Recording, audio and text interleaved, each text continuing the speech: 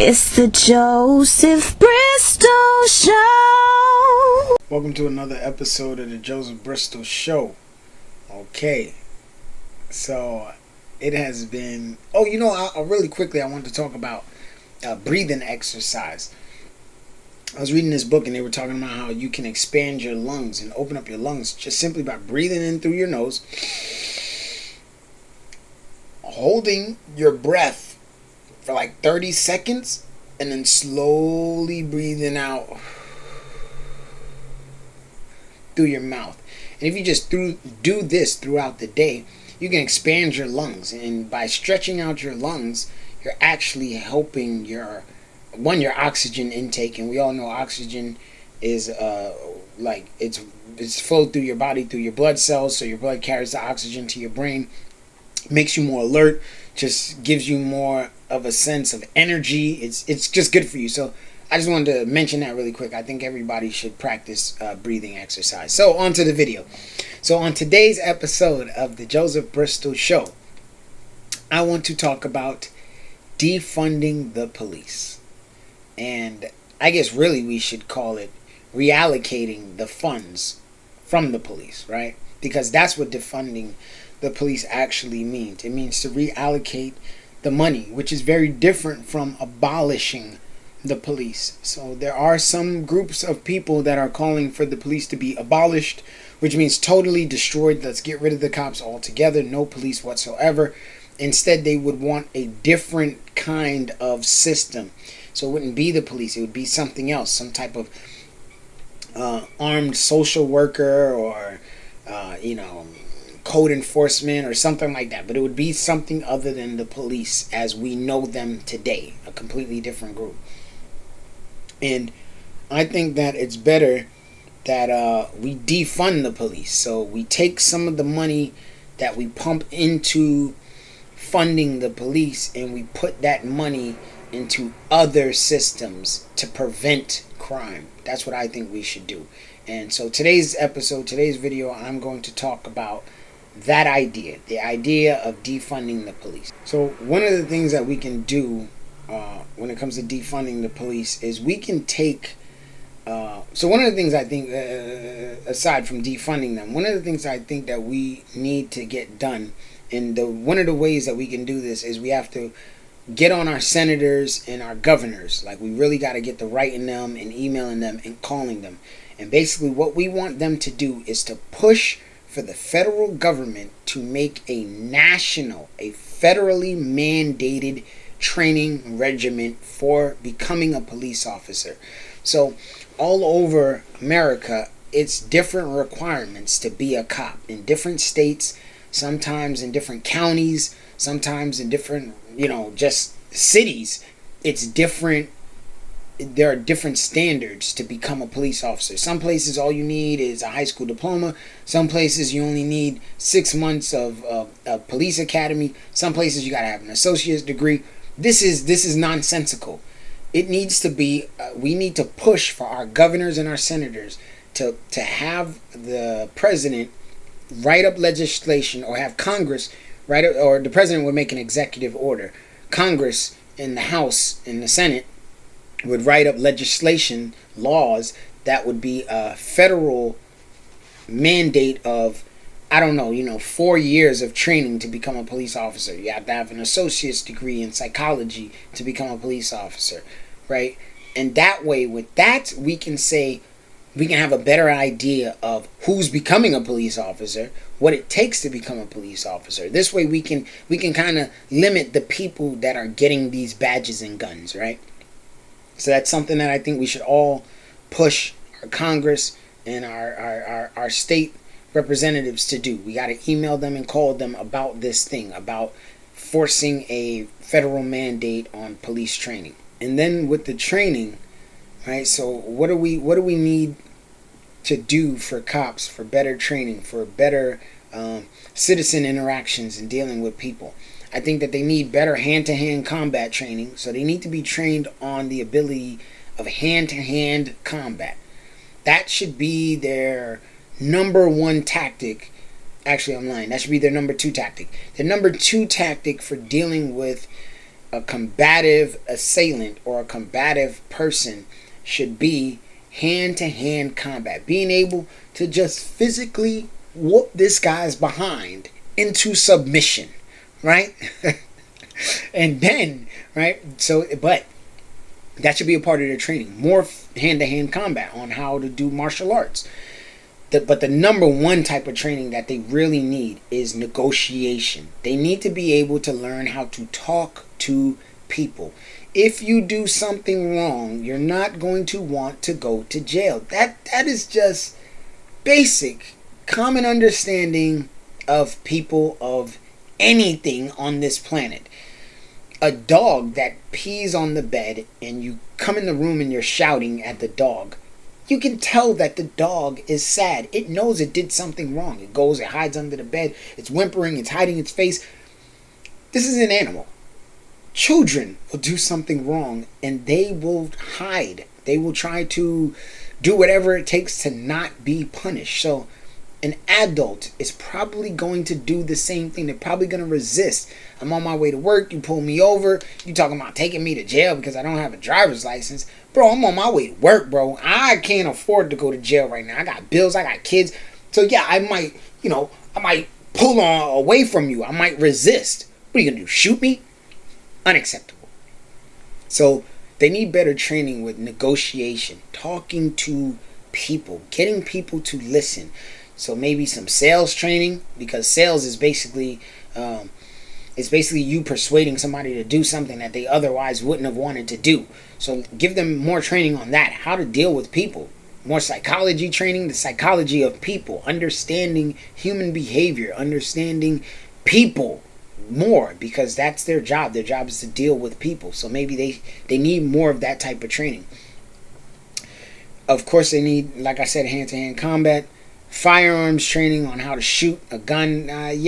Give them training on that, but that should be like a last result. Shooting people should not be like the very first, this guy's resisting arrest, let me shoot him. Like, no. That's unacceptable. Because people will say, well, the job is dangerous. Okay, when a cop wakes up every day and he's about to go to work, he should be prepared to die.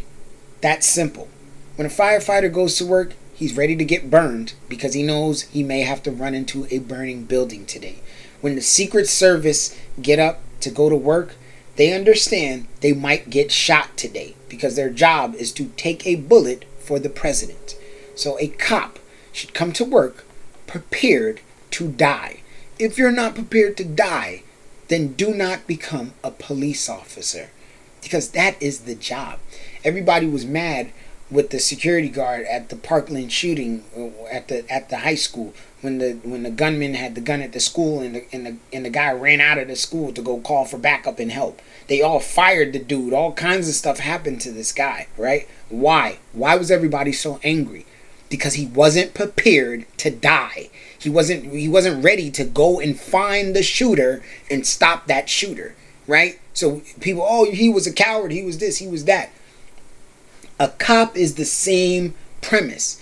When they wake up in the morning, they should be telling their family, hey, listen, you may never see me again. I may not come home tonight. That's the job. That's the job. We're not even going to keep getting into that. Let's move on. So don't get me wrong. I totally understand that a cop's job is a dangerous job. Now, why is it dangerous, you may ask, right? What is so dangerous about pulling people over and, stopping random people on the street and talking to them, or knocking on people's doors and things like that? What is so dangerous about that? Well, being a cop in America, the fact is you don't know who has a gun and who doesn't. So this cop may pull this guy over and the guy has a gun. The guy's having a bad day. He's upset. Now he's super angry that he pulled him over. And he just loses his mind and he snaps and he pulls out his gun and he shoots the cop. Cop didn't even say anything. He just walked up to the window. He was right about to knock and the guy just shoots him. This is a possibility because, again, everyone has not everybody, but it's America where we're legally we're allowed our Second Amendment right to own firearms, to have guns. So I can get it that they're on high alert. And that kind of goes back into what I was saying before, that they have to be prepared to die. Because everyone may have a gun. You don't know who has a gun and who doesn't. You don't know who's on edge. You don't know who is mentally unstable at the moment. We don't know. None of us really know. That's like the whole purpose of small talk, is to gauge somebody's mental capacity, right? So with reallocating the funds, now let's get into that. We got into the training. Like I said, we should talk to our governors about that, national training. And we got into the dangers of the job and them understanding that it is a dangerous job and they may get shot. But let's get into defunding the police, reallocating the funds. Let's take the money that we pay towards the police station. Now, police get money in 3 different ways. They get federal dollars, they're getting state dollars, and then they get private donations. They get money from fundraisers, just people saying, oh, I love the cops, here's $10,000. You know what I mean? People just giving the police money. So we would take our federal money, and some of that state money. Whatever they do with their private money, that's on them. They do whatever they want to do. The federal and the state money, though, that tax-paying dollar money, that money should be reallocated. Take some of that money and put it towards better education for poorer communities, because poorer communities are mainly where crime is. Why is there a lot of crime in these poorer communities? It's because they have no opportunity. They have time. So I'm poor. I have no job. Or maybe I do have a job. I have a job making $8 an hour. I make like $300 a week. My rent is $1,000. I got 2 kids. Why do I have kids? Because contraceptives are not free. I have to pay for these things. So I got kids. My woman's on my back. Oh, rent due, bills due, all this stuff. I got people nagging me. I ain't got no car. I'm trying to save up. I'm trying to go to school. I'm trying to better my life. But I have no money. What am I supposed to do? If someone comes to me and says, hey, listen, man, I got some cocaine. You could sell this, and in a week you got $10,000 cash, bro. I'm going to do that thing. Right? Because I have no opportunities. So we take the money that we're pumping into these police stations, and we reallocate that money into the education system, after school systems for children, right? So that after they finish school, they can go somewhere to learn how to play an instrument, to learn how to play sports, to learn, business skills, how to budget, how to do taxes, things like that. Let's educate the kids on how to be an adult, right? And then let's take some of that money, put it into mental health. There's not enough mental health. We're waiting till people commit a crime to then lock them away in a cage for the rest of their life, where they learn nothing. Nothing changes. They're just locked away. So we need better mental health. We need to be able to find out what's wrong with this person. Why did you do this thing? Are there just evil people? Yes, there are people who just wake up and I'm gonna murder today. I'm gonna rape today. I'm gonna do this evil thing today. Why? What's wrong with you? What's wrong with you? Who did something to you to make you this way? Who taught you that that's the way the world should be? Why are you like this? Let us help you. Let us help you. So we need to take the money, reallocate it, put it towards, like I said, education, after school care, better mental health, better access to opportunity, better jobs, better high paying jobs, right? So now we're telling people, oh, come over here and learn a skill. We'll teach you plumbing. We'll teach you AC work. We'll teach you mechanic work. We'll teach you, coding. We'll teach you how to edit videos. We'll teach you something that you can then use to make money. You don't have to rob and steal and take other people's things because you yourself don't have anything. And we do this to poor communities because those are the main people committing crimes. They have no money. They're hurting. They need something to do. Poor people have a lot of children because they're bored. They have nothing to do. So you have 2 adults alone at home, bored. They're going to procreate. There's nothing to do. They want to feel better. They want to feel good. With the defunding argument, people will say, well, cops will have less money. There'll be less police, so it'll make more crime. That's why we're reallocating the money. We're putting the money into the education system, into after-school programs, into mental health, because we want people to not commit crimes. So if we can prevent the crimes from happening, that means that we have less police. Less crime, less police are needed. Remember, police are a reactive thing. Something has happened, so now I'm calling someone to find out, well, not to find out, but I'm calling someone to help me with that situation. I got beat up, calling the cops to come and get the perpetrators who beat me up. It's a reactive measure. But wouldn't it be better if we can just stop the people from beating you up? So let's find out what would make someone angry enough to attack you. Because most people have to be prepared to not only defend themselves, but de-escalate a situation. Calm yourself. Calm other people. But if we're not taught these things in school, then, we're all just walking around angry, ticking time bombs, ready to burst, ready to blow up. Look at these white boys. These white boys shoot up everything. They shoot up the schools. They shoot up the concerts. They shoot up churches. They're shooting up everything. Why? What's wrong with them? Let's find that out. Let's help them so that they don't do this thing that we then have to call the police for. Goes back into the crime-ridden areas. These people are poor. Let's help them get money so they don't have to steal and take. Right? Let's help them. And with defunding the police, this would have to go into prison, the prison complex, right? The industrial prison complex, right? So this idea of just locking people up, we got to cut that out. That's definitely something that needs changing. All these petty little crimes, open container, jaywalking, loitering and prowling, littering, driving without a license. These are not things that you should go to jail for. Give me a ticket. Write me a ticket. Don't arrest me. What are you talking about?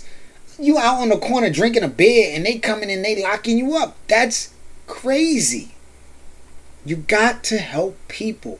We need to help people. So if you put somebody in prison should be to reform them. How are we reforming people? So in prison they're learning a trade, right? They're talking to guidance counselors or therapists to find out, why are they so angry? Why are they so hurt? Why did they commit this crime? Why did they think that committing that crime was okay? Let us help you. We will find out what's going on, and we will help you to be a civilized human being, because we are not savages. Are we animals? Yes. Just like the monkeys and the mice and the rhinos and the giraffes and all that, all those things are animals. Humans are animals too, but we are sophisticated animals. We have the ability to stop, think, process, understand, and communicate. Our communication abilities are way higher than, other animals. Our cognitive skills are up there. So we don't have to act like savages. It's unnecessary. It's unnecessary. So let's help each other.